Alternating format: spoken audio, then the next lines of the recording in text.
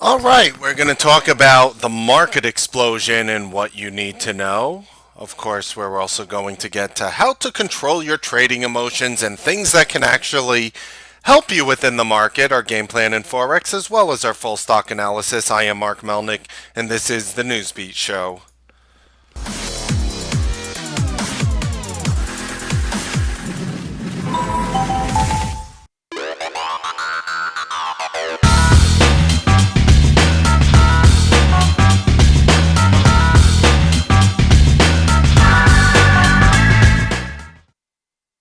Good evening, ladies and gentlemen. Welcome to the Newsbeat Show.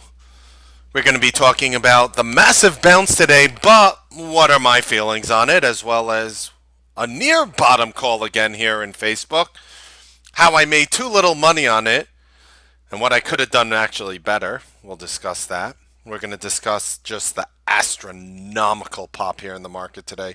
Just looks like a simple green bar. That's the funniest thing. I go to people and I'm like, well, look, you just put in like red, red, red, and then you put in this green bar today. It just doesn't look like much, right? Except it was absolutely massive. It was actually up today, the Qs, at $1.6. It almost is deceiving by the chart because you look at the chart and you're like, well, Mark, that's not really too bullish overall. And I happen to agree with you. And even though I do think we'll gap up tomorrow in the triple Qs, it's a call I made in the room. I'm not blind. I actually see that the Qs are up 14 cents, which is actually nothing. I mean, really, it's not like that can't just change overnight. And I really think this is what we call a bear flag digestive pattern. This is textbook bear flag digestive pattern. And a digestive pattern usually moves up. I mean, even if you look at the majority of bull flags up there, they tend to pull down after they explode up. It doesn't mean it's bearish. It means it's still very bullish. You just have to try to find that point, generally speaking, of where it's going to bottom, where it's going to shoot up again. And that is pretty much what I am looking for here in the market, ladies and gentlemen. I want to see the market go up higher. I want to still capitalize on these long ideas, but I do want to find a place to short the market. So I think there's a lot of confusion out there. So I'm coming to you telling you, oh, yeah, Mark, yeah, he's looking to short the market if it goes higher. How would I play this? The truth is, I think there's going to be opportunity in both directions. I think there was a ton of opportunity today in the market, even though it was very difficult to catch. Because when you came in this morning, the Q's gapped up $3.20. You were probably like, oh, come on, really? The whole point was to make every single person feel like they missed out on something. Like they oh god, I should have went home long on Friday when the market is on its, eighth leg of collapse in the past couple weeks. And I should have bought it right at the end of the day, right at the day lows, in anticipation that we were going to have a massive gap up. And a lot of you in the room actually did that. And congratulations. But from this point forward, what do you do? I think that is the big question here today. You have resistance here tomorrow in the triple Qs at 165.36. Again, I don't know if we're going to go there. I think eventually, what do I mean by eventually? Within the coming week or so, this week and next week included, I think we're going to have a down move towards the 200 moving average. I understand this is a phenomenally bold call. The 200 moving average is $12 away from where the Qs are trading at right now. I understand the gravity of what I'm saying.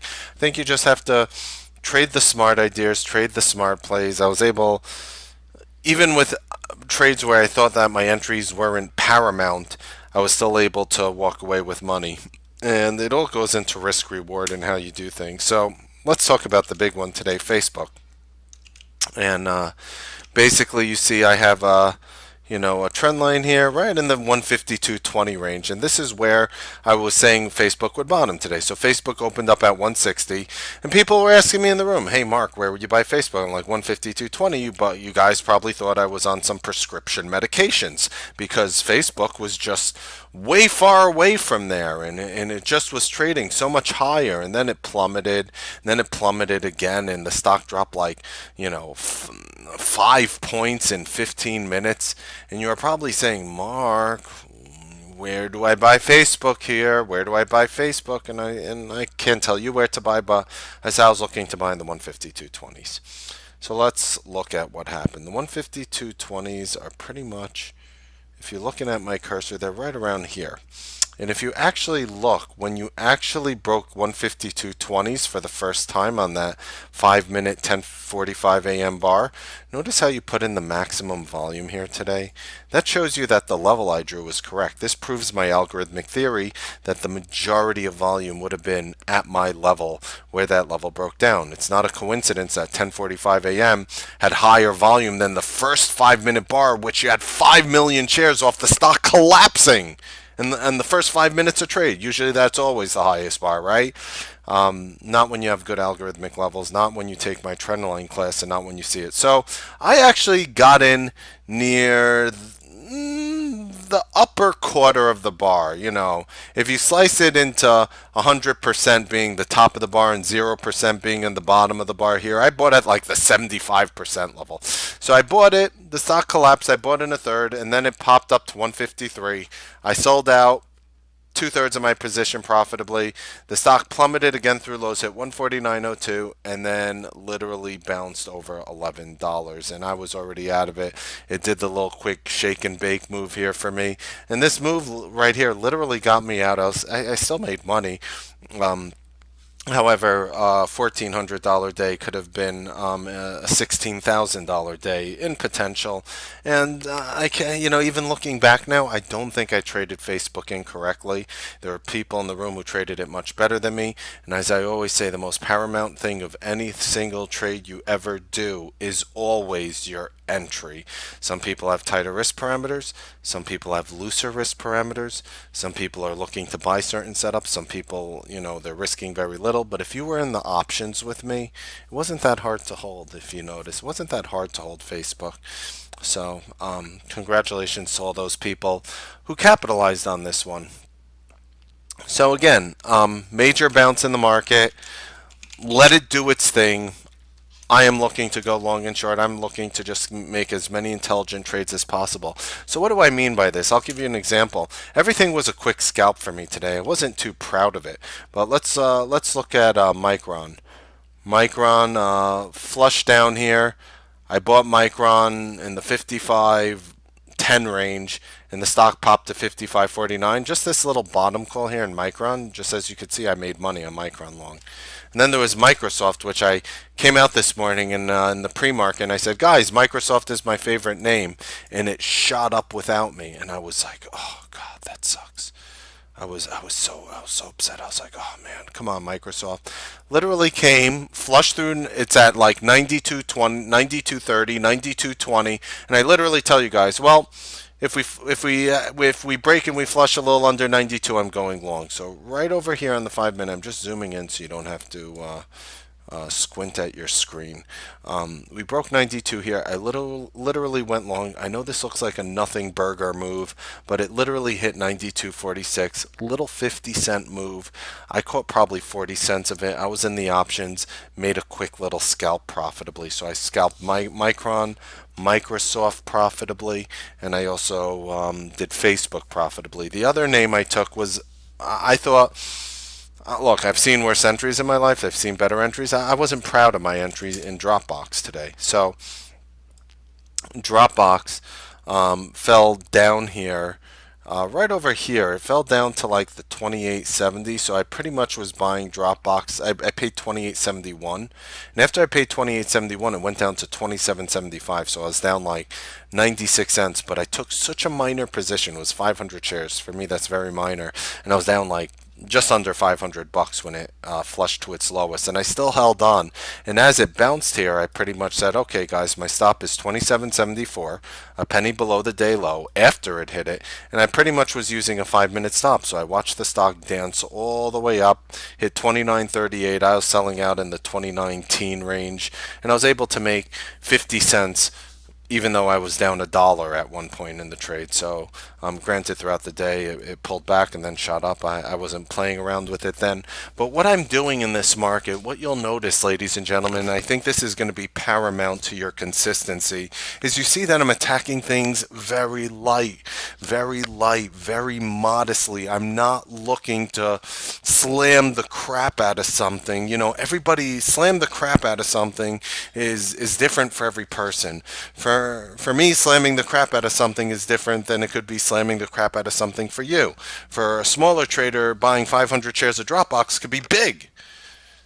Maybe 100 shares or 200 shares would be the normal position size. But by taking a light position, whatever that number is for you, like very light, like if your normal position is 1,000 shares, I'm making it up, in any given name at any time, maybe you take 300 shares, 400 shares, 500 shares. That's what I'm more leaning towards, the mentality. Half of your normal size, 40% of your normal size, a third of your normal size. If you do that in a market that shoots up, shoots down, shoots up, shoots down, you're not going to get stopped out as easily because you're going to have a certain amount of risk. So what I am saying in English, if you want to try your best to not get stopped out, and you're risking $500, let's say, on a trade, and whatever your number is, it could be higher or lower, whatever it is.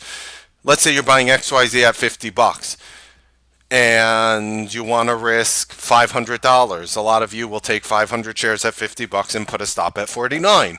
What I am saying in a market like this is, if you want to risk $500, take 250 shares at $50 and put a stop at 48, because you do not want to get shaken out of a lot of these trades. The market is going to be volatile to the downside. It's going to be volatile to the upside. Take smaller size, have smaller profits for the day. But how many of you right now, in all honesty, are looking back at some of your trades and every single one of your trades would have worked had you held them today? Raise your hand right now. I don't care if you're watching on YouTube or Facebook, or you're in the room, just raise your hand right now if that is you. Because if you are the person, if you are that person that I am referring to today, that is your fix. That is your fix. Yeah, I could have made a ton of money if I held all my positions today through day highs, but I was really quick.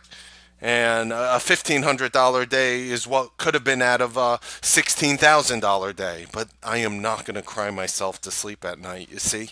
Take smaller size in this market. Give yourself wider stops. Take the money. That is my best thought process. I also called the bottom in Tesla pretty accurately too, but whatever. We'll get to that later. Next on the agenda, we're going to talk about how to control your trading emotions. But instead, have you guys heard of the Health Beat show? Huh? What is this? So it's a new show that I'm creating that I'm trying to literally promote. It's a free show that basically, we're here for one reason, ladies and gentlemen. You listen in for your edge. You're listening in for me to help try to give you some edge. One thing that no one else that I hear about, that I personally heard talk about, is the fuel that goes into a trader. Why some traders, have patience. Why some traders don't. Why some traders, do stupid things on their keyboard. Why some traders are trading when they shouldn't. What I'm telling you is I suffered through those things, and I have cured myself of those things through simple dieting. You don't even need to exercise. I mean, exercise is good for you. I'm not saying don't exercise, but I'm saying you could fix it simply through dieting. Let's be honest. You're too lazy to exercise. And I'm talking to 90% of you, and you know it, all right? You know it. Come on. How many of you wish that you were jogging a mile a day? Come on. We all do, right? And I know a lot of you do work out and you pump the weights, and that's great and that's really healthy. But there's many ways to combat this. And one of the things I created was the Health Beat show. So what I'm asking you all to do is go on YouTube. This is on YouTube.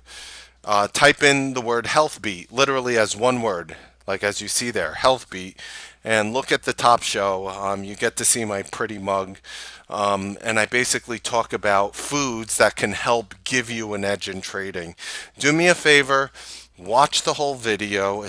How long is it? 15 minutes or so? Watch the whole video.